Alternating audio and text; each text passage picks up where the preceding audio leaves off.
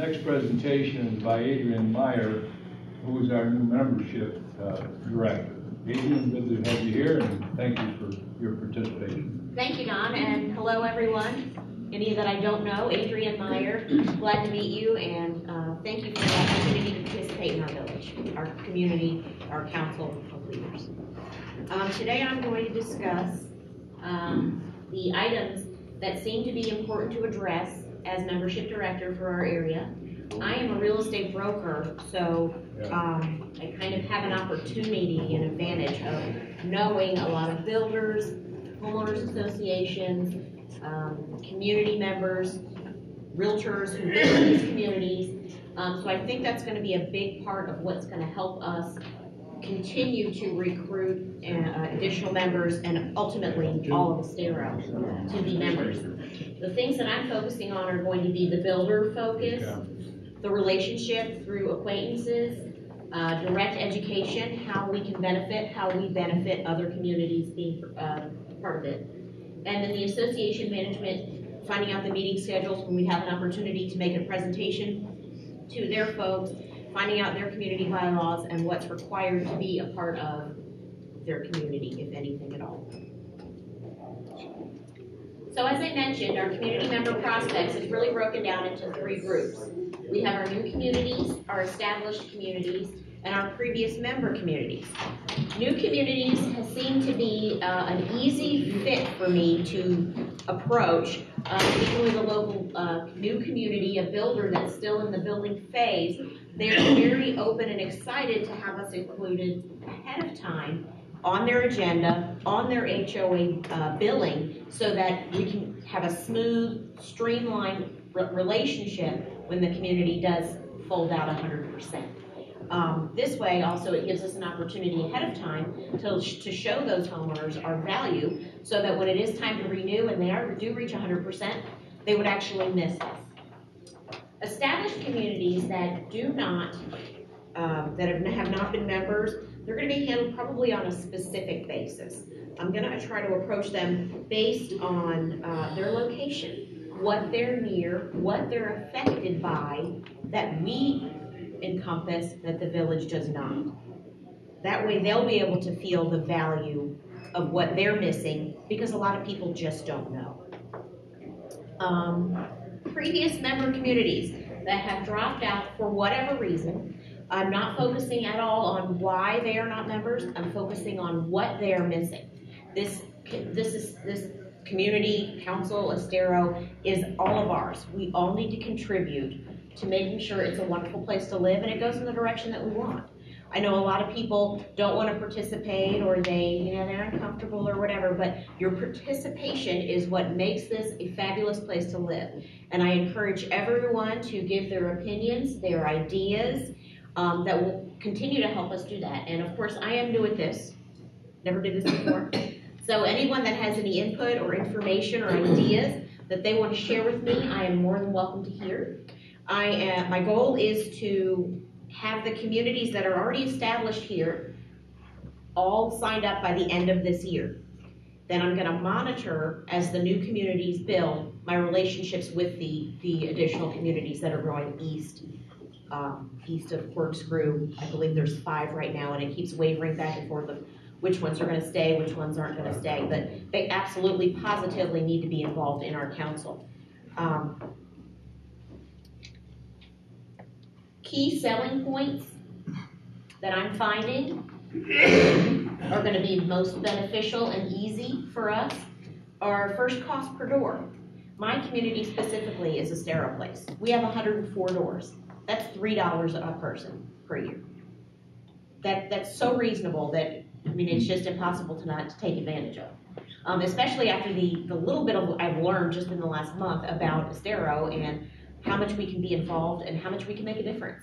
And things about, I was a little disconcerted at first because there's so much that we create, so much value that we didn't realize. You can't just chalk it off to the county or chalk it off to the village.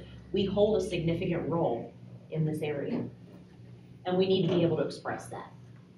Which brings me to the next topic. Providing information not publicly known through the Did You Know segments. I've just discovered that a lot of my community neighbors don't know that we are on water restrictions.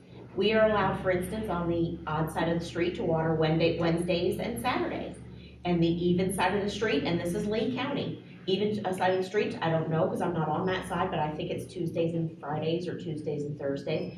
And I'll see my neighbors out there watering every day and playing with their little timer. We don't realize that we are on water restrictions. This is valuable information that if we don't keep an eye on it and share it with our homeowners, we could end up with a shortage. We could end up being told, guess what? No more water for you because you didn't follow that rule. So once again, these are just things that aren't being communicated that are so important. Now our neighbors are knowing that, hey, if Lee County gets involved, they're going to start fining you. They're going to put a notice on your door. You don't want to get to that point. And now neighbors that are running their water are not getting the friendliest looks from the ones that know, hey, you're not on the right side of the street. So once again, this is a communication concern. It's just about people knowing. So did you know segments are very important, because I just saw a lot of your eyebrows go up. You didn't even know we were under water restrictions. Then also when you're considering, raise your hand if you did, if you knew we were under water restrictions. All right, good. You guys are in the know. And knowing things like this is very important to share with the majority of us here that didn't know that. Especially when they're considering, and I know this was discussed in our meeting in January, if we're going to continue to grow east, we already know that we aren't in position with the water and aren't in position with the roads to handle that. So our involvement is critical right now with this growth. I'm going to be able to express that to potential members, to all members. Third is the requesting active participation by homeowners. I don't want anyone to feel that they're left out or they're not included, or it's a government entity that they can't be a part of and participate. This is a democratic process. I want everybody's opinions to count and everybody to know, hey, this is here to benefit your entire community, not to benefit the 3 top people that like to read the newspaper every day and know what's going on. We all need to be contributing in any way we can. And the next thing I want to talk about is the resources. Homeowners, communication with other people that you know and other neighbors that aren't members. Ask them, are you a member? What's going on? Do you know enough about us? Can you come to our next meeting? Real estate agents. I, of course, have a plethora of real estate agents that are not only living in our communities, but are listing in our communities. And they're able to reach out through other organizations that I'm involved in to their customers, their clients that are listing and buying in those areas to express the significant value that we offer. Next is association management. And I have that up there because in my particular situation, Estero Place is not a member yet. We are 82% complete, which I don't consider necessary to sign up. 100% complete to me is not necessary. 80%, 2% is fine with me, because then it's handled by the builder, it's absorbed immediately, and then the cost is basically not felt. So association management, I'm communicating right now. This is my first example of trying to have that, my association, express the importance, give me an opportunity to make a presentation, and show the value, especially since we were just confirmed $3 a door. And of course, community bylaws, there are going to be certain things that I have to keep an eye on. I have previous experience as a bylaws chair where we have to review things to make sure everything is handled fairly and properly and within the guidelines before we approach any specific situation. I think doing that, respecting their bylaws and their process, will help us get the most positive reaction to adding additional members.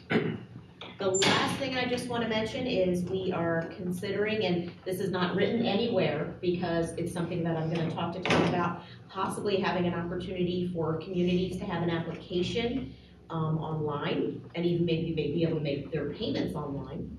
Also, we might want to consider an advertising in one of the Estero magazines, and I mainly suggest that because Tom has this fabulous postcard that I could just see on a full page, and making all of the people that are not aware of us say, who is this and what are they doing?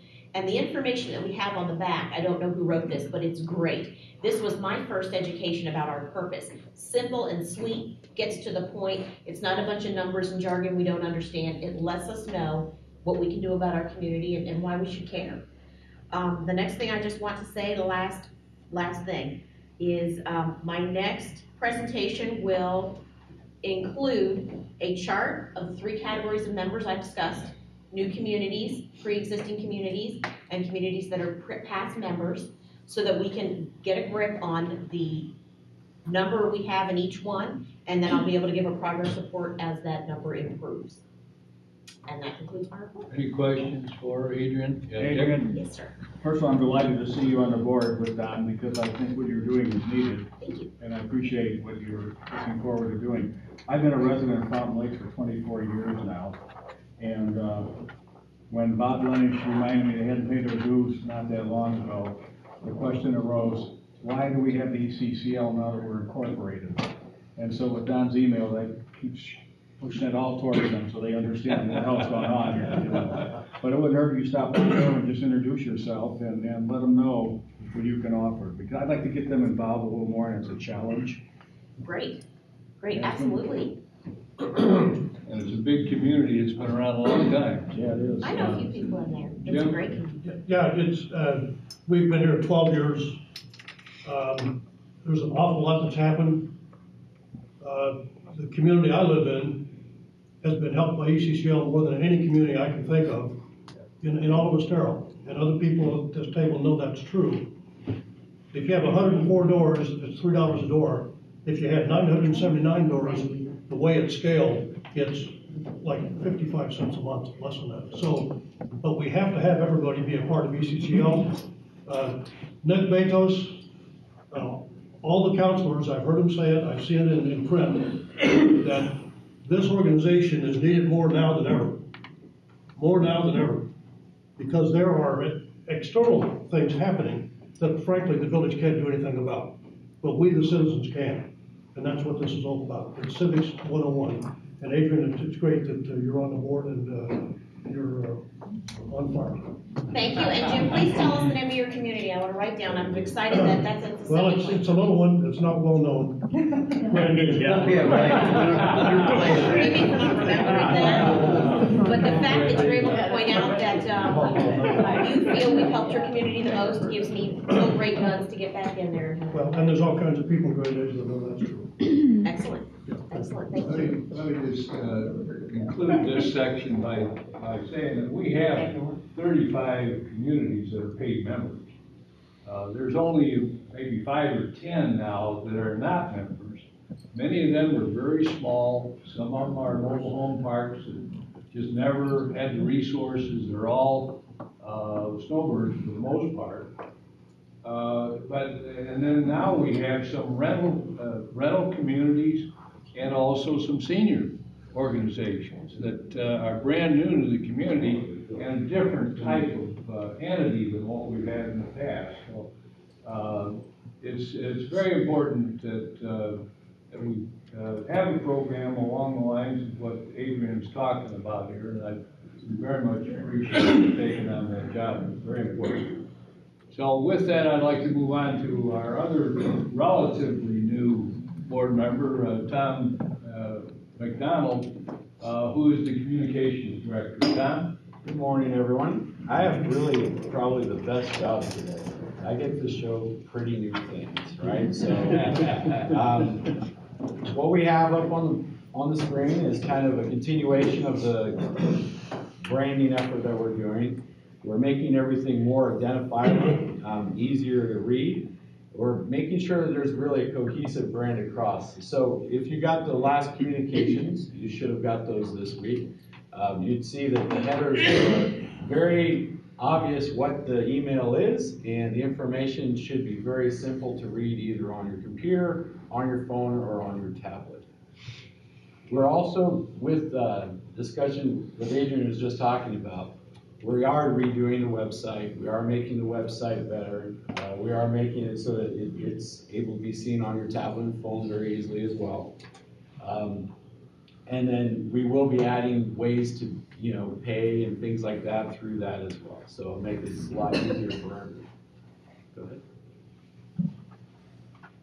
All right. So one of the coolest things about last month was that I threw $20 of advertising towards the ECCL. And I got to see some pretty cool things. In 1 month, with 20 bucks, our average website sessions and news sessions were up. The bounce rate, which a bounce rate means that when an email comes into, when a contact goes into a website, if they jump off the website or leave the website within a period of 30 seconds, then that's called a bounce. All right, we were having a lot of those. For whatever reason, there was a lot of those. So the bounce rate now is literally down about 25%, which means that people are staying longer on the website. The traffic is coming from Google and Facebook, which is kind of interesting. We thought that, most of the communications or people going to the website was probably from the emails that were going out, which is about half. The other half is actually people searching for the information on Google. Keywords, which are the way that we look online, were really highly rated, which is wonderful. So if someone does look for ECCL, they find it right away. If they look for Estero Community Leaders, they find it right away. Our Facebook ad that I ran for 20 bucks had 4,700 people engage it, and we got 121 website clicks from that. Our engagements across the board were up at least 100% and some 1,600%. Go ahead. This is just a chart, just shows how many engagements. So this month we had 1,790 people go to the website. Half of those came from Google. Go ahead. I'm going to pound through these because I know it's like, just want to make sure you guys kind of see it. This is ranking for SEO. SEO means when you look it up on Google or when you look it up on Yahoo or one of those places, where is it ranked? Like, where does it come when you look at it on the page? Well, as you can see, most of our keywords, which is the way that we look online, so ECCL, Estero Community Leaders, are #1 positions, meaning if you type it into one of the search engines, it's the first thing that you find. Go ahead. All right, this is the page-like ad that we sent out. So we had about 500 likes that were on our Facebook page. What we're trying to do is grow that a little bit. A lot of people are actually on Facebook. We look at, our grandkids' pictures, my kids' pictures. We look at all kinds of different things on there. And if we identify the actual people in Estero, we can easily just send them information, let them see what's going on with the community. So with that 20 bucks, we had 121 people go ahead and like our page, and they're now new parts of our community. All right. We're doing custom memes, and what that means is we're making pretty pictures that have our brand on it. But it's nice. It's something you can share. You can put on your own pages. You can share it to different things. And what was interesting is when we started putting these on there with not just the links, not just the information, the engagement went on both. So people were engaging both higher because they were seeing something that was, visually motivating. Go ahead. And that's just the last one we're going to really look at because Twitter doesn't really matter to this group that much. We really don't do a whole lot on there. But Facebook did do really well. Again, we had 169 people that were really engaged in our content for the month, and we had 1,400 people that actually looked at the page, at the links. All right, and you can skip to the last one more. That's it. Thanks, man. All right, so just to add, like I said, we are updating the website. You're going to see all that happening. Over in the corner, you probably noticed that there's somebody doing some video, so we are doing that as well. So we are doing video content, website content, trying to just keep everything up, even more engaging for you. So when you aren't able to make a meeting, we're going to try to have actually a cut of the meeting on the website for you. Any questions for Tom? Tom, one thing I'd like to ask you to talk about is with Adrian joining us in membership, one of the things that we talked about forever was developing a program for presentations in community. Absolutely. How do you see that moving ahead? Sure. So as you guys noticed, even the presentations we're doing now, Pete and I have worked together to make this a lot. It's very, very different than what it was. And you know, this month, he did such an awesome job. So I want you guys to give him a round of applause later. It looks amazing. So, but from that being said, we have so many tools that we can use and develop a presentation that's very easy for someone to present, right? So we'll make it really nice and concise. We've also developed a video which we're in the process of finishing the editing for, which is kind of it's about a 2-minute piece that talks about the history of the ECCL and what it is we do. There's 3 people talking on it. There's some really cool B-roll. So next month we'll have that to show you, so that you guys can see what that looks like as well. But that piece will be a part of that. I think it's really important to engage people, and that's the easiest way to do it. We all live our lives really in video nowadays. You know, everything we see, everything we engage and connect with has to do with video for the most part. So we now will have something that we can use as a tool as well.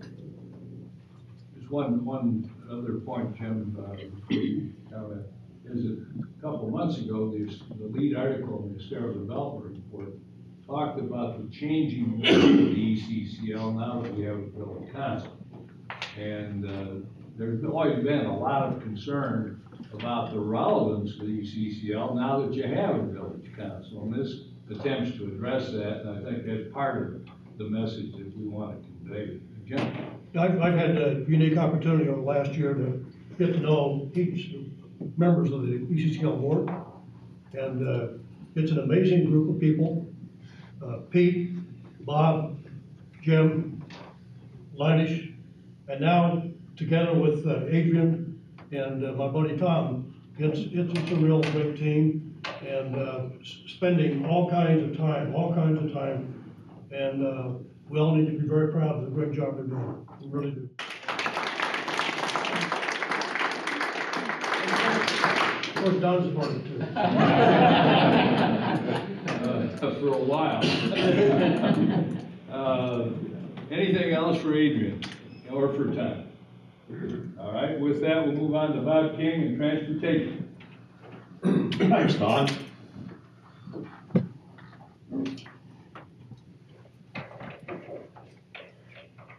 What I'd like to do today is go through a series of priority projects that are currently going on in various degrees from different agencies that will have an impact on us and our quality of life, particularly those along Corkscrew Road. First is the FDOT priority activity at Interstate 75 interchange. Right at the moment, they have about $85,000 allocated to the engineering effort, which is moving right along. At the moment, we're looking at the construction phase sometime in 19 or 20. That could change because they do have the 5-year works program where they could move that date back. Right at the moment, that isn't fully committed. But they do have the engineering effort. That's encouraging. We are going to see improvements to the I-75 interchange. Pete? The Lee County priorities, there's an environmental enhancement preservation overlay study. I'll get into a little bit of detail on that. Let me, I guess, touch on it now. The Board of County Commissioners has approved, as of February, I believe it was 21st, approved the statement of services that will be associated with this study. There was a 45-day extension. There's a 275-day period of performance. The start date looks like either this week or next. Cecil, you might mention they did get, I think they did get started. Yes, it's already started. They did, good. That's actually underway now. The traffic counts will be taken first. There was a request by the county commissioners to try and accelerate those critical tasks within the study that are needed in order to make the decisions relative to some new development activity on the eastern end of Corkscrew Road. And that's really appreciated because that information is critical to be able to make good decisions on how we proceed with things like Pepperland Ranch, Verdana, and the place at Corkscrew. Next. The environmental overlay task. I'd like to just touch on the elements of that study because I think there's some interesting things there that are going to produce some very useful information. First thing they're going to do is they're going to collect traffic information. Now that collection of traffic information is in a couple of different phases. One, they're going to go back and take a look at the traffic that was projected in the 2010 study. They're going to then compare that to actual information that was collected in 2010. They're going to do 2016 or 17, they're actually doing it now. They're going to collect data for 2017, and they're going to look at the projections that were put out by the applicants for the new subdivisions on the east. And the result is going to be a forecasting model that will allow those communities that have filed application to be evaluated to see what their impact is going to be on the traffic. And that's going to be a combination now of the historical data plus the new data that's been collected. The existing conditions level of service, they'll use that forecasting model to look at the level of service that will be the result of those improvements or those developments. The base year sub-area review and modification, that is the model. That's a model to be used to look then at future year traffic projections. So now we're going to make comments about what road improvements are going to be necessary as Verdana, Pepperland Ranch, and the place move forward. Future conditions, level of service analysis, look at what are the improvements that are going to be required. Then the transportation improvement cost. They're going to make an estimate of what are the costs associated with those improvements that are being required to have these new developments smoothly integrated. The transportation improvement cost will then later on become part of a proportionate share estimate that'll be made, so those contributions will then be made by the developers and by the projects in order to construct the improvements that have been identified. There's also going to be an environmental support task.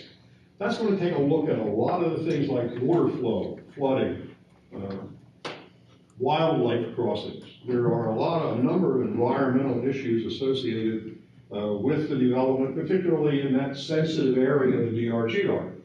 And these projects that are being looked at on the east end of Corkscrew are all in the DRGR.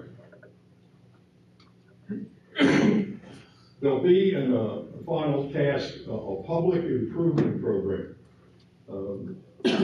This is really, I think, an essential part of it, particularly for us.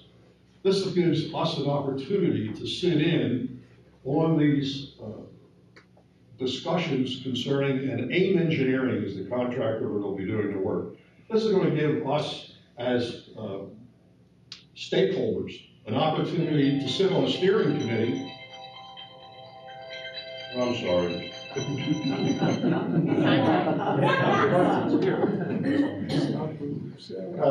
Allow us to sit on these committees and have inputs. The committees are also going to be set up so that the county or the local municipality, Estero, can sit on the committee. The county board of commissioners will sit on the committee. All will be given information as this study goes forward. So I think it's structured at the moment to provide very good, useful information with a lot of opportunity for both input from elected officials as well as stakeholders. Some other ones that are going on, the signal in Malaterra. I received a set of drawings yesterday. The engineering is 100% complete. We are right now, it says 90 there, but that was 2 days ago. We're done there. The next step will be the installation. Right at the moment, there's an anticipation that we can have that by June or July. So there should be a light showing up on the Corkscrew Road in front of Estero. The traffic light in front of Grandeza is moving ahead nicely. County has authorized the light. The funding from stakeholders has been established, and the completion date is still a little bit iffy. I don't have a firm date at the moment, but that's going to move ahead. That light is going to get approved, going to get installed. The MPO priorities. Right now, the widening of Corkscrew Road is in the 2040 plan. And the way it's currently presented, there is about $1.2 million for the engineering that'll be spent in fiscals 2021 to 2025. Construction estimated at $29 million. That is, and I'd like to point out, from Ben Hill to the preserve. This isn't the widening of Corkscrew Road out to Alico. This will take it to the preserve. The widening from then the preserve on out to Alico is further out in the 2040 plan, estimated $3.6 million for engineering. There's about almost $7 million expected for right-of-way purchase, and the construction phase estimated at about $30 million. The whole project looks like about $70 million. Right at the moment, I think that the traffic study that's being done by the county is going to go a long way towards pointing out a need, perhaps, to move these dates closer in. Village transportation study, as Steve pointed out earlier, they started collecting their traffic information several weeks ago.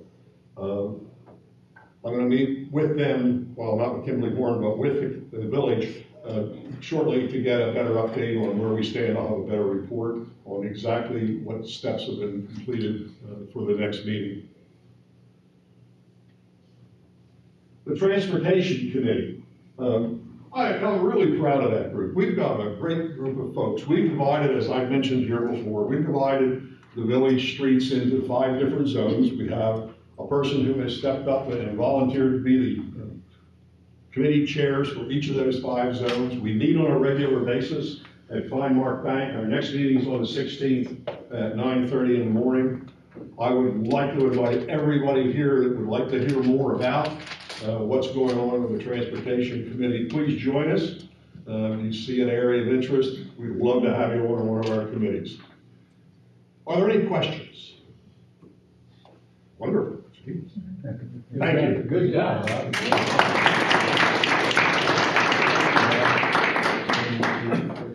Bob, I just have one comment, and that is the water and sewer aspect. I'm sorry. Those,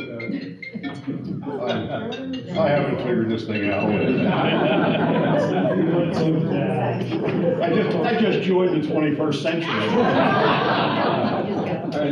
Is water and sewer going to be part of that proportionate share as well? No. And that's a good issue, Don. No, it isn't at the moment. That's an area that is not part of the study that's being done. They're going to identify some needs like water flow, but as far as the need for a sewer plant, processing plant, that isn't included. Well, even the connections, taking the lines out there, the new properties, which are quite distant. Anything that's, any connections, right? Well, it's my understanding that the lines that are currently actually have been installed, and there's going to be a new lift station put in at the fire station on Corkscrew.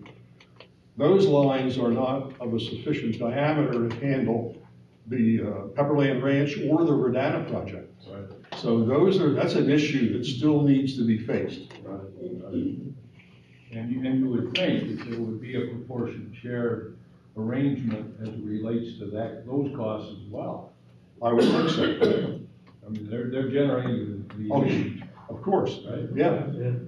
But right at the moment, I really can't say anything about what's being done with those activities because it isn't clear that they're really being addressed at the moment. When there was a meeting with the new communities and the issue was raised, how about that kind of infrastructure? And the comment that we received was, we're going to do whatever the proportionate share says we need to. So what's Right. Which is not sufficient in terms of having a service. You know, I don't want to, I'm not speculating on what it means, but right at the moment, that's the answer we got. We need to keep on our plate, you know, for further discussion. Absolutely. I think it's an extremely critical issue. The other one is schools. You know, if you're at 5,000 units out in that area, where do those kids go to school? Yeah. And that really wasn't discussed at any length either. Okay, well, thank you, Bob. Yes. Go ahead. The school board, the school district is looking at finally supporting Estero High School down the road with a new elementary and a new middle school, which is being demanded by most of the young people down there. The other thing I'd like to ask you is, at one of our Pepperland Ranch meetings, it was asked of the people, whatever happened to the money that you put in from your developer for taking care of the road and you know, what happened to the money? You're talking about CRSA? Yeah. Okay. CRSA is a defunct organization. It went away. I think it collected its last funds in December of 2015. It had supposedly put enough money in, contributing by the subdivisions being built along Corkscrew to 4-lane the road. And the engineering was actually done, and the engineering is available. It seems that the costs to do that kept escalating as time went by. So now they come to the point where they had to come back and ask for additional funding in order to do that 4-lane. Because as I showed it up here, and I don't know that the $70 million number is right or wrong, but that is the number right now that's in the 2040 long-range transportation plan. The number that was generated at the time was in the order of $15 million. Wow. So, yeah, there's a little disparity there. The CRSA is done. You know, as a matter of fact, I think there was a comment made at the meeting on, I guess it was this Wednesday with the commission, the county commissioners, that one mentioned that the reason that the 4-laning wasn't done sooner was that the residents didn't want it. Oh. What really occurred was all of us kicked in $1,500 a head, and it wasn't sufficient as time went by, so they came back and said, you folks have to kick in a whole lot more money. And we said, wait a minute, you know, don't you think that really ought to be contributed by the county? And they said, well, they didn't have the funds. So what was really said at that point was, well, the residents don't want it. That's really not true. I mean, you pay an assessment and they want another assessment. Well, yeah, well, what happened, as time went by, the cost went up, but the cost has gone up a lot. And I think that the existing engineering, I don't know that anybody's looked at that and said, what can we do to utilize a good percentage of what they did before, previously, to do the design? Use it, don't start over. Thank you, Bob, appreciate it. Next on the agenda is Pete Cangalosi with the environmental report. Pete? Thank you. Well, you've seen this map a lot of times, but I always come back to it. I just wanted to start off by familiarizing everybody with all of these names that you've been hearing: Pepperland, Verdana, Corkscrew Farms, the place of Corkscrew, and where they are. So here's a good map that shows that. Here's 75 right there. Thank you. Corkscrew Road is this road right here. Estero is right here, so this is East Corkscrew Road area. Across the street is Wild Blue. By the way, this ledge over here has these numbers and the anticipated number of front doors for each of those projects. So Wild Blue is over here. Number 2 is the place at Corkscrew. That's this one here, 1 mile by 2 miles. Across the street, which we'll be talking about a little bit later, is Pepperland. This is number 3. That's approximately 700 homes. Number 4 is Verdana. This is stretches from Corkscrew Road all the way down to the Lee-Collier line. That's approximately 1,400 homes. Medicine Farms, which is a hot topic right now, is over here. It is south of Stony Brook. The Preserve at Corkscrew in Belterra. Number 5 is Corkscrew Crossing.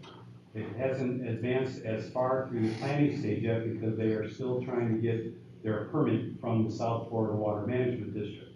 Of all of these residential communities, only Corkscrew Crossing will go through the Estero planning and zoning process. All the other ones out here are going through Lee County.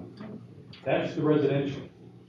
There are 2 proposed mines, Schroyer Brothers, which is this one right here, and Old Corkscrew Plantation, which is now owned by King Ranch. I don't know what name they're going by, but that's this one out here.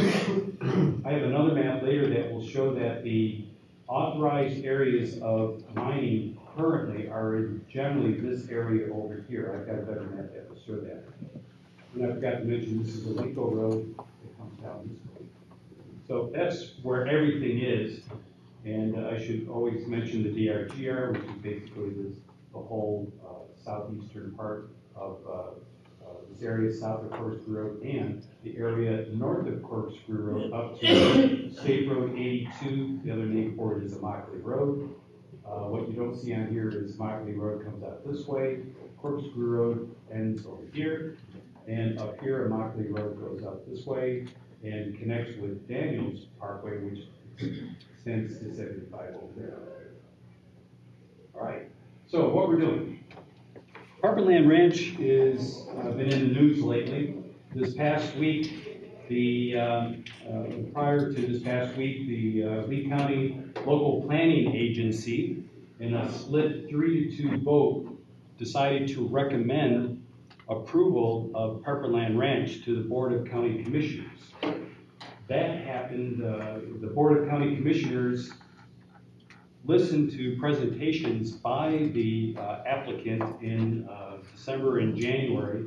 There were a couple of postponements, but finally on this past Tuesday or Wednesday, March 8th, whatever that was, the Board of County Commissioners decided to vote yes or no on whether to transmit that project to the state for its comprehensive plan amendment of review and approval.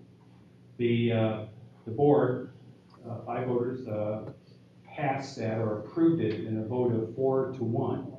The lone dissenter was Commissioner Pendergrass, who is here today. Thank you very much. Our argument before the LPA and the Board of County Commissioners was, why are you doing this now, this comprehensive plan amendment? Why not wait until the Corkscrew Road study, the very study that Bob King talked to you about, is completed and the findings of that report can be reviewed and evaluated and used to smartly determine growth out in the DRGR or in the area other people might call the Corkscrew Road corridor. We decided not to do that. Next step is the project, the comprehensive plan amendment goes to the state for review. It'll probably be approved. They almost always do. There may be some minor comments. Comes back to the county, and then it will go through Lee County zoning. And there's a tentative date for May 4th for that project to go before the Lee County hearing examiner. And that's a process where the applicant provides information, technical information or testimony, as they call it, about the technical merits of the project. Others can also do that, the public, and that's called testimony.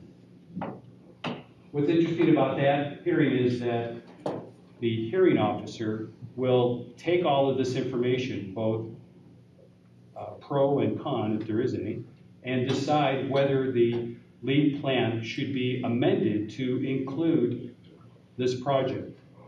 In the past, they did the same thing for Wild Blue and Corkscrew Farms. The very same hearing officer recommended, yes, go ahead and do that.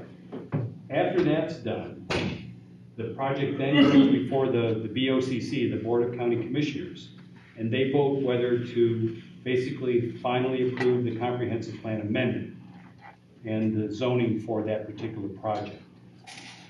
In the case of Wild Blue and Corkscrew Farms, the BOCC said yes, and they did that. So May 4th, if you're interested and are concerned about development out in the DRGR, please keep that date because we need you to give testimony or to provide your opinion about whether to go forward or not with this project. If you do not speak before the hearing examiner on May 4th, you cannot go before the Board of County Commissioners and express that very same opinion. It's kind of an archaic rule in Lee County, not really very well looked upon. But so if you want to speak before the BOCC, the commissioners, after May 4th, when it goes to them, you must present or speak or testify on May 4th. Pete, before you move on, I think it'd be good to give Cecil a chance to talk a little bit about this. Since he got in the room. Did he leave? Yeah, he did. He just. Commissioner Pendergrass? He was talking about zoning, so he had to leave. Pardon? Yeah, we can't listen to the conversations about zoning, so. Oh, yeah, okay. Okay. We were going to ask him to talk to us a little bit about the vote. I asked him briefly, and he said that his rationale for voting against it was that. He voted against transmitting it to the state. Right. Okay. Yeah, as far as that, but the reason why he decided that it wasn't appropriate for transmittal at this time and why he took the lone vote opposing this, and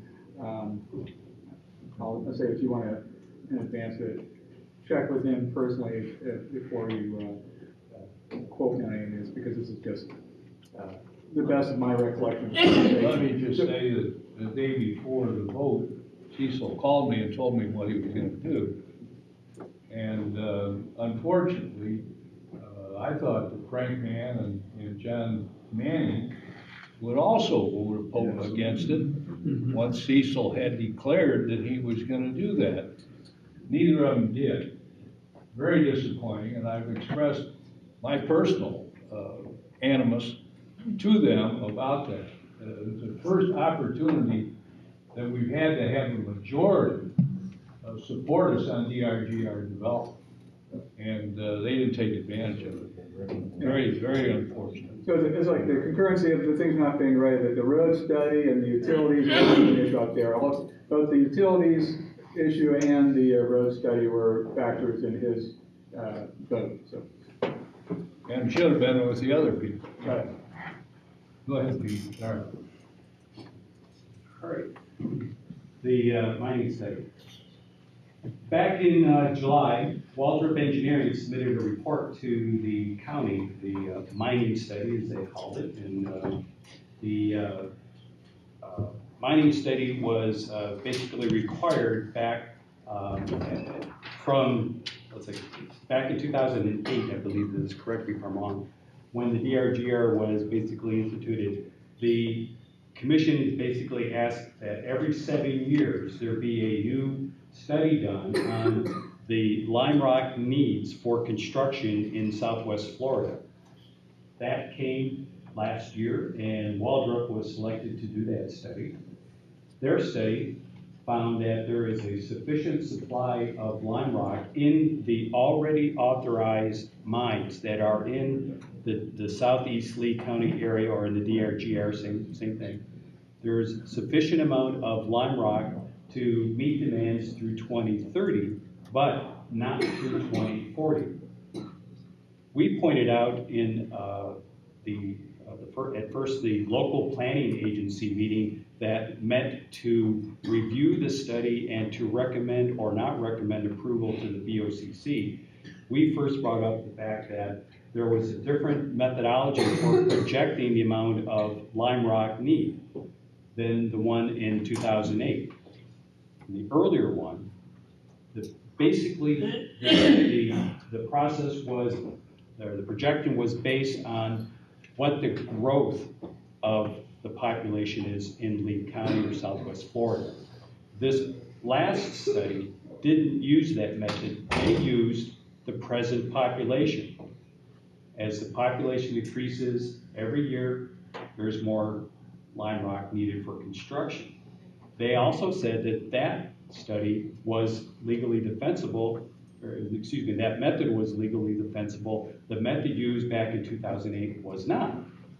Well, there was a big error in that before my time, that projection was legally defensible. It went through a court, and the hearing officer or judge found that the method that was used in 2008 was correct and was to be used.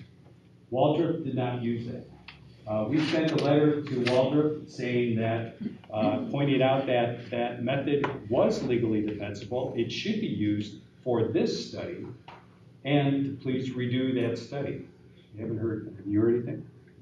No response yet from either the county or from Waldrop on that. So that's what we're waiting for there. That has a big input because the next project is Troyer Brothers Mine. And I'm going to go back to the mine, to this map to show you again where this is. Oops, sorry.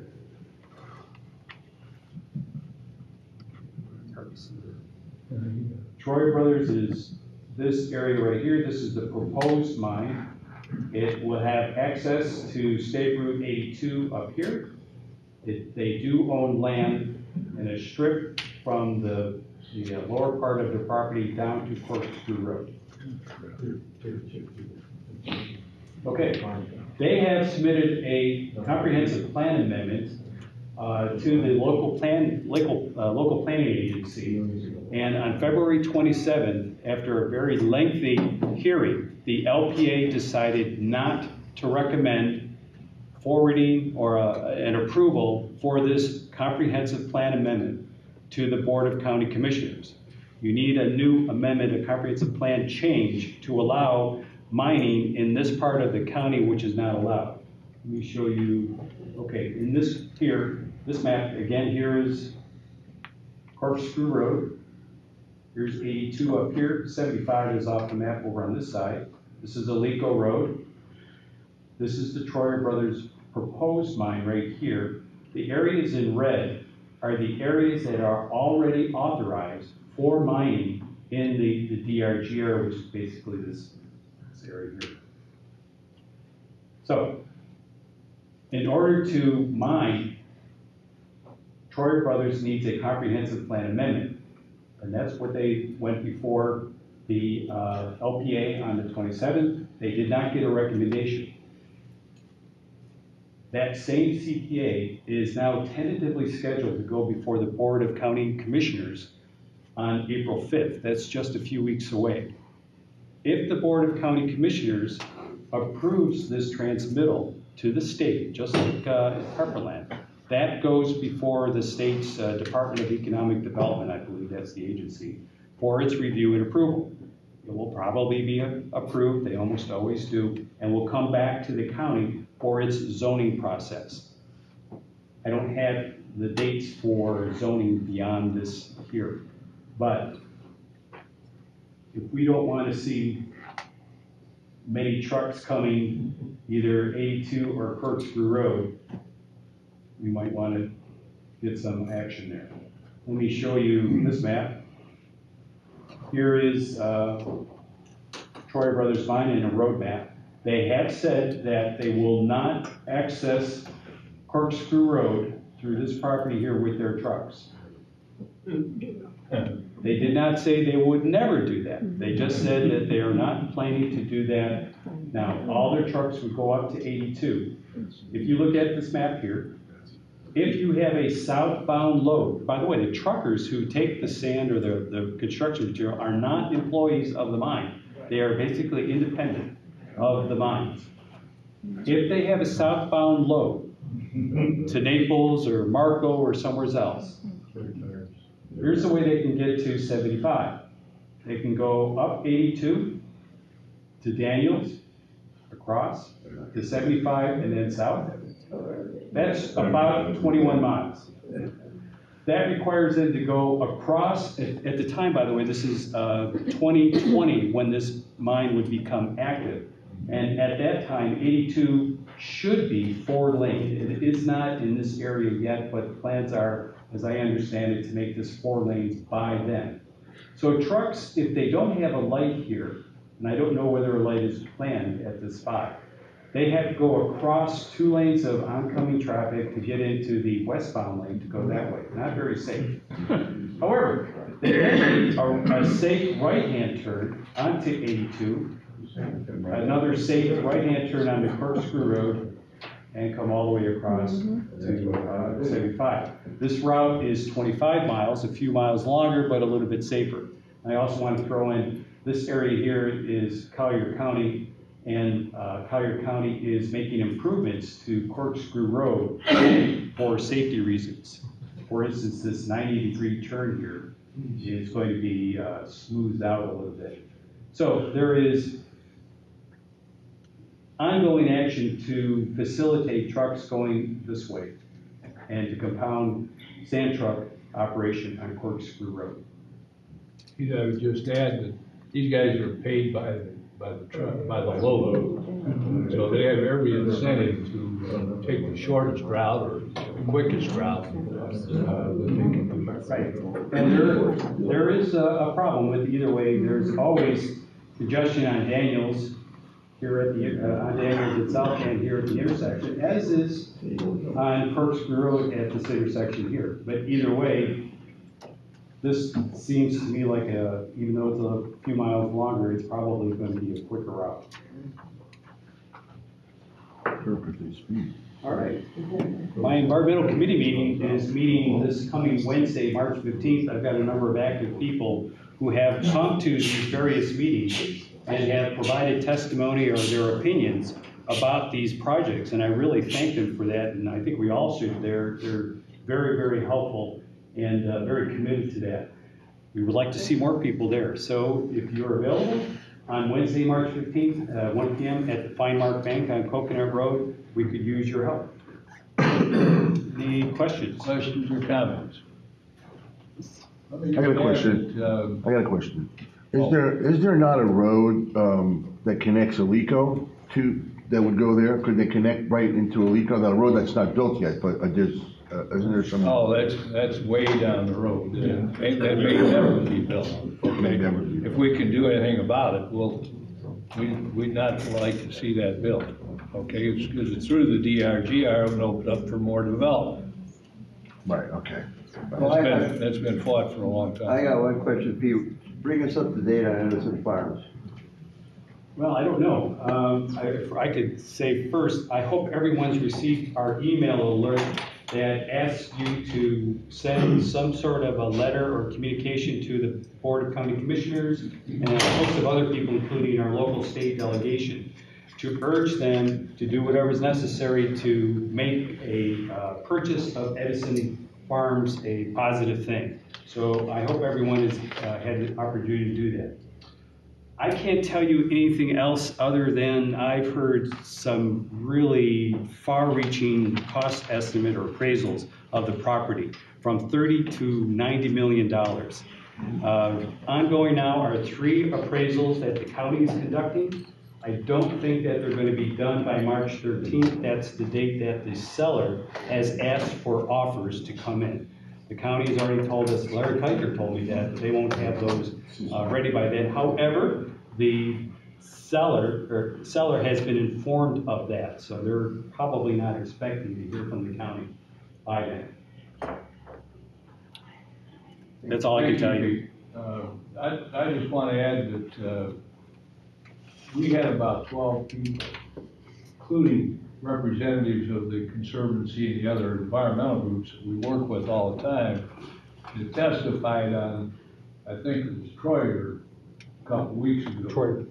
And it really tended to make a difference with these commissioners. They're not voting right, except for Cecil having made this last switch. So it's very, very important. Pete gives you all these dates for these different hearings and stuff like that. Please come and join us up there. And once you come to a couple of them, I think you'll feel comfortable enough to join us in testimony. But it's very, very important that the public speak out on these things. That's the bottom line. That's all we have at this stage of the game. And if we do it, it will eventually get the press to cover these things more intensively. And there are a number of things that we're doing to try to encourage that. And the more that people know about this and its implications for the future development of the county, just overwhelmingly important. Let me just add a kind of a global point of view here. When we're involved with the DRGR study, I got to talking to Paul O'Connor, who's the head of the Department of Planning for the county. The county does a what they call a build-out estimate for population. That is, if everything that's already zoned gets built, and they just count it by 20%, that ends up being 1,300,000, 1,400,000. That's double our population today. We're a little bit less than 700,000 people. So you're talking another 700,000 people over here. And if you don't want to be like the East Coast, bottom line, everything here that we're talking about is in addition to that 1,300,000. Okay? We've already seen several thousand additional homes authorized by changes in zoning just in the last couple of years in the DRGR. We've got another 3,000 or 4,000 or 5,000 on our plate with these things. And the number of trucks that will carry rock out of these mines each day for the next 40 years. Typically, it's a 40-year process to mine all that property out there. You're talking about thousands of trucks per day on these roads. Some of them going north, but those that are going south will no doubt end up clogging our roads. So anyway, thank you, Pete. One more thing. I live in the Preserve at Corkscrew, so I see firsthand the evidence of all of these trucks. I'm also on, it's called Next Door Neighbor, I think it is. Next Door, right? I don't know. Okay. I know It's it is. basically it's an online service if you want to sell something, if you've got something to say to your community. And I'm on that through the Preserve at Corkscrew, and I'm tied into other ones on Corkscrew Road from Stony Brook to Bellaterra and so on. I see comments on that about, did you see there was like 6 trucks on my way to Publix? What's going on with all these trucks? Well, that tells me that people that live in these communities, and maybe some of them are very insular because they're seasonal, or they have jobs, they have kids to take care of and all that, but they see these problems and they complain about it. If you know about it, tell them what the issue is. If you're a representative of your HOA, at your meeting, tell them that we're trying to work on this, but we can't do it alone. At the LPA meeting the other day, there were 12 residents, local residents from around the Troyer Farms, the Troyer Brothers area that live right around the mine. They all spoke very eloquently of the problems associated with mining in their backyard, and the commissioners listened to that. We need to get more people out and talk about the dangers that they see on these roads with these sand trucks coming in both directions, and other problems like that. You have to do something. We need to get more people there. I don't know what else we can do. When they see me and Don, they tend to say, "Oh, same old people." We know what they're going to say and all of that. And I hate to say it, but I think we're somewhat discounted. But we get fresh faces and new voices and new concerns expressed. They start listening to that. So if you don't want to see trucks coming barreling down Corkscrew Road constantly, you got to say something. That's all. Yes. Can I ask one question? You know, I still see a lot of trucks, right? Every time I go up to go shopping. We were gonna have the police or someone monitor them because certain ones with certain tags weren't supposed to go down that road. That was the beach nourishment in Naples work, which I think is done. But it's an ongoing thing for a number of years. We're going to see this in the November, December, January timeframe for a number of years now. Well, it's being done, Ed, with the deliveries for the hospital as well. They've got special stickers on them to make sure they're taking the proper routes, that type of thing. Plus, You had a question? coming from the high school, the trucks coming up from the high school delivery now, all the sand trucks. From the high school? Yeah, from the high school is being built now, Beneath it. beneath it. Oh. That's compounding another problem. That's, okay, I see what you're saying. You already started to do, Oh, yeah. site planning down there, site work? Okay. Moving on, Jim Tutulis and the community development report. Jim?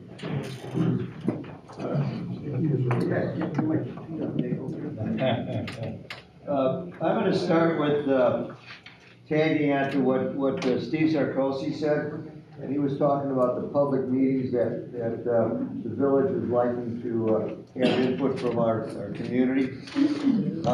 The first, for the comprehensive plan, the first one, you may recall, was on January the 11th, and at that time, there was a public input meeting at the church across the street, which was looking to get a guideline of where this community comprehensive plan was going to go. There's going to be ongoing ones continuously through the year, and by the end of the year, we'll have the plan finished. The next meeting is going to be on April the 26th, and that's going to have an environmental impact, and also it's going to have an input for parks and workshops. There'll be continuously through the year, as you can look at. There'll be meetings consistently each month with a different subject that's going to be a part of the comprehensive plan. Now, I just want to come back to the first meeting that we had on January the 11th and feedback to you what the results of that meeting was. There were 3 questions that were asked. The first question is, what do you like about Estero? And you had cards and responses to give, and those were mine, and they were checked out and analyzed as what their responses were. The second question was, what is your biggest concern about Estero? So we had the responses that came about that question. And the third one was, what do you think Estero should develop or change like over the next 20 years? So we want to just give you a little bit of a feedback of what those results were. If you go to what do you like about Estero, the bigger, it's kind of hard to look at the numbers, they relate to the colors to the side, so I will tell you what they were. The first one was the location of Estero. 24% of the respondents indicated that the respondent was pleased with the location of Estero. So that was the start. The next biggest portion was 23%, and that was the development of the infrastructure and the aesthetics of the building environment. So they were talking about what we have here in Estero, the infrastructure, the types of development, and the aesthetics of the development. So that was the next biggest portion. The third one was recreational opportunities, open spaces, and environmental resources. Included in that as a sub-portion of it was that the Estero River and that Corshon Park. So those 2 parts relate to recreational. Then we had a sub-portion of it for 14% that said they liked the small size of the community. So they indicated that they were pleased with the community size. And then going down further, for 12%, said the operation and structure of the Estero local government. And then the last little portion there was 2% said that they were like that Estero was safe. And then there was a miscellaneous portion with a lot of little sub responses. But here's what's important about this. In order to do a comprehensive plan that's going to affect where this community is going, where is it information coming from? From you, the people. And I've always been harping on the fact that Estero is so great and so unique because it has a tremendous amount of community input. And this is an example of where we're going to go with the comprehensive plan. It's going to be based on what the people want and what they perceive. So that's what they like about Estero.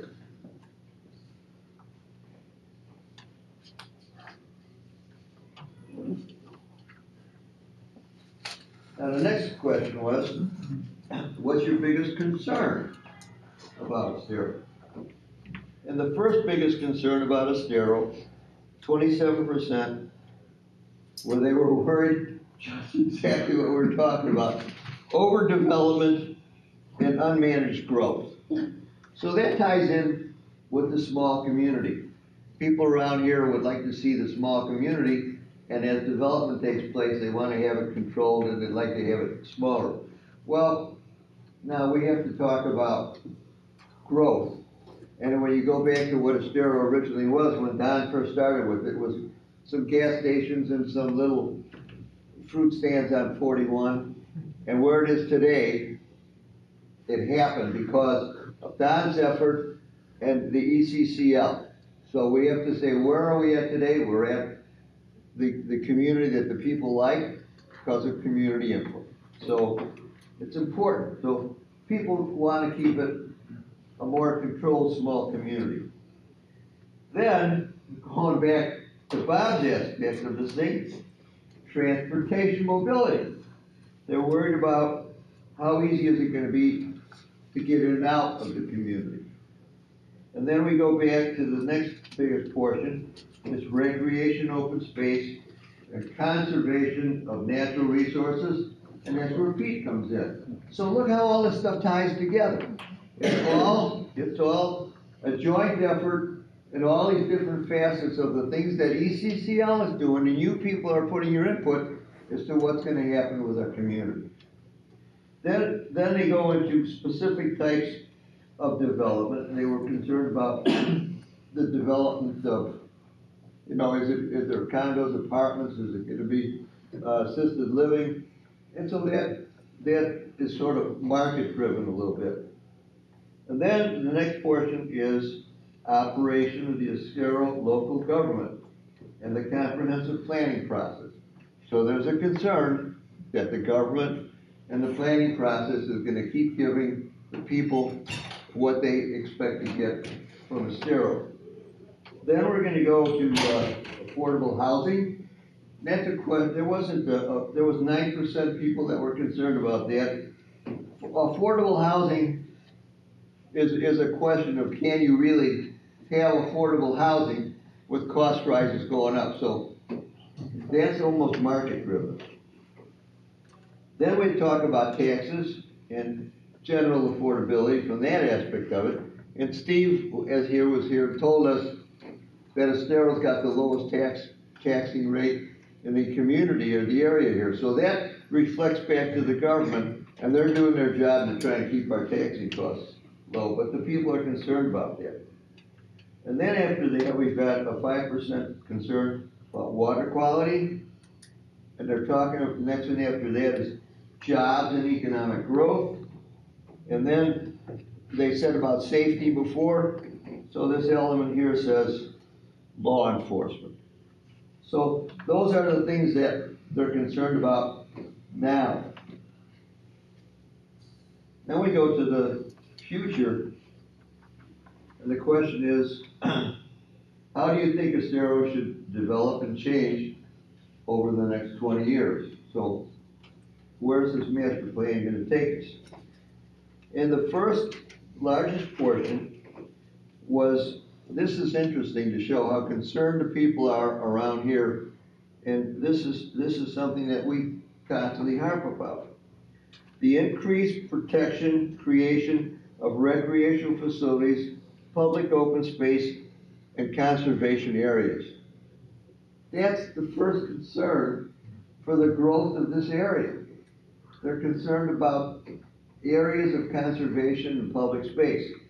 So that's an interesting aspect of it. And the sub-portion of that, back again, is the Estero River and the development of the Estero River. They like to see it open and available to access from all of the community rather than having it closed in. So that goes into the master plan, and it's also a goal of the people, and I think that's a goal of our community right now too. But another one, going back to Bob, additional transportation mobility improvements. They like to see the inner relationship between all of our close communities with having some internal kind of transportation system so that you can go from one area to another area and have available transportation. Some of the communities, like, you know, the villages up north, everybody has their golf cart in the garage and they go mobility. Well, we're not there, but there is a concern about being able to get around more easily. And so what do they have with that? The sub-portion of that is bicycle and pedestrian improvements. So one of the things that we keep on talking about in the transportation vein is bicycle paths, walking paths, trails. So this is something that is, the future wants it, but it takes now to be able to get to the future. And then back to water. And this is where the DRGR is concerned.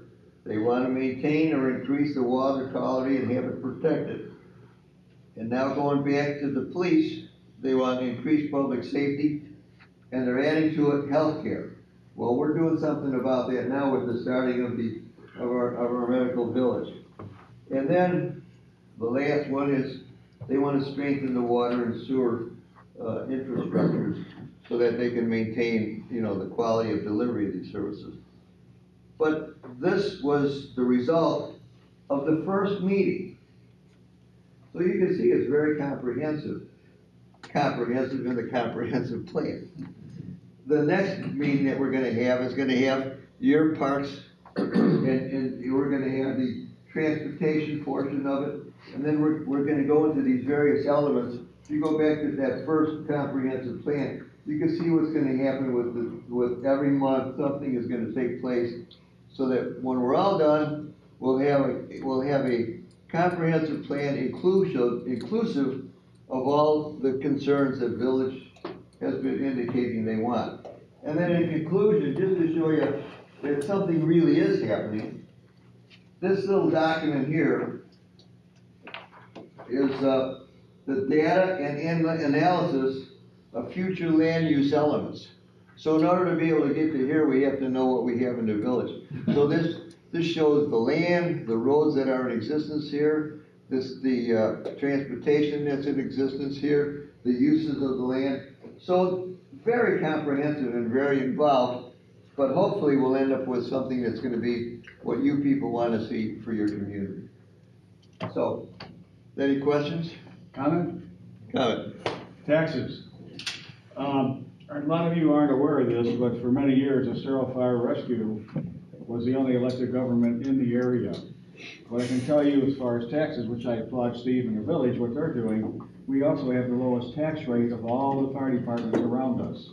We also are rated in the upper 2% of fire departments nationally due to our ISO rating. So what I can tell you is we're elected to, we assess taxes, we're taking good care of it just like the village. So I think this just enhances the community of Estero. You have one of the finest fire departments, one of the finest chiefs. I'm a little prejudiced there, but I know what I'm talking about. Finest staff, and there are firefighters in the area that would kill to work for Estero Fire Rescue. So we are really blessed here with very good government all the way around. Thank you. I think we're a lucky community because we've got people that are interested in preserving what we have and the direction that it's going. Yeah. Just want to make note of those people that were not able to attend that initial workshop and they want to stay informed. You can go to the village website, and the first slide, if you click on that, you can fill out the form and you will get the latest information. You can also have some input. The village website is estero-fl.gov. Thank you. Frank. Yeah, yes, Frank. Jim, I know you're putting a ton of time in this, and thank you for that. About a year ago, we were focusing all our communities on the downtown Estero, the village center standards, and openness, mixed use, increased density in exchange for those village center standards. I didn't hear you make any reference to it, but I suppose that those village center standards, downtown Estero, is going to be part of our overall comprehensive plan, no? Yeah, well, Frank, I've got to explain that this comprehensive plan is the overview of the whole area. and it doesn't go into specifics. The specifics are taken as a sub-chapter of this in the zoning plan. So this doesn't relate to specifically say, Vacant land. the zoning. This says it's gonna be residential. But then the residential portion of it could be multi-housing, could be condos, could be assisted living or whatever. So this is the over picture. Yeah. Yeah. Some of the things that you're thinking about here that wasn't mentioned, but annexation. All of these developments that are taking place going east on Corkscrew are not in the village of Estero. They're under the purview of us, ECCL, but they're not part of the comprehensive plan right now because they're not within the village limits. Where do you want to see the village limits go in 20 or 30 years? You want to see us, these are just thoughts, so don't take them as something that's happening, but something that might want to happen. Do we want to expand and take the university and have it in Estero? Do we want to expand all the way up to Alico Road? Do we want to go further south? How far south can we go? So the question is, where's annexation going to take us? These are some of the things that we're looking at and we'll be studying. And they're, like we said, 20 years from now, what's this village going to look compared to what 41 used to look like, 30 years ago? So thank you all for your input because it's really important. Yeah, Bev. Sit down, Tom.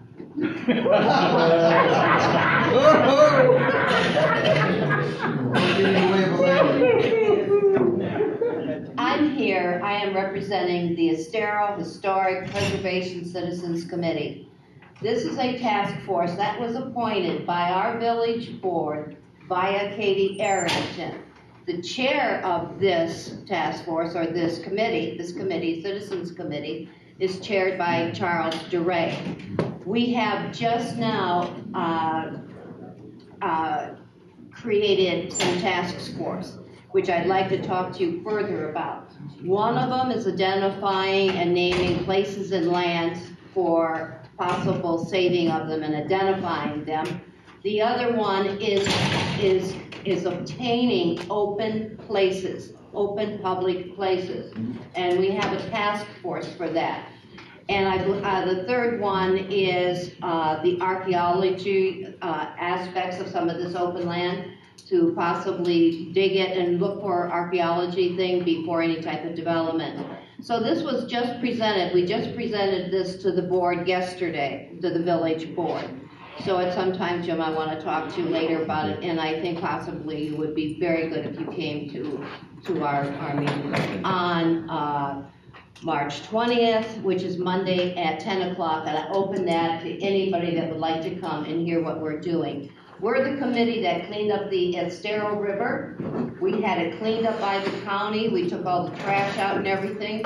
And we also the one that, with nonprofits, we made it available for them to digitalize all their records. The Estero Historical Society, which I'm vice president of, has started doing that. So thank you very much. I invite you to our meeting on March, this month on the 20th at 10 a.m. at the cottage of the Historical, which is located in the park. Thank you. Thank you. As you noticed, that was an important part of the comprehensive plan. Oh, yeah, I need to talk to you further. With that, I'm going to sit down before I get pushed away. Getting back to the comprehensive plan, on March 21st, the Planning and Zoning Board meets, and Jim LaRue, who is the consultant on this stuff for the county, as you can see with these big reports, they're going to have one of these on about 8 or 9 different areas. And then in addition to that, there's a policy document that's developed. And so right now on the 21st, we'll have intensive discussions about land use and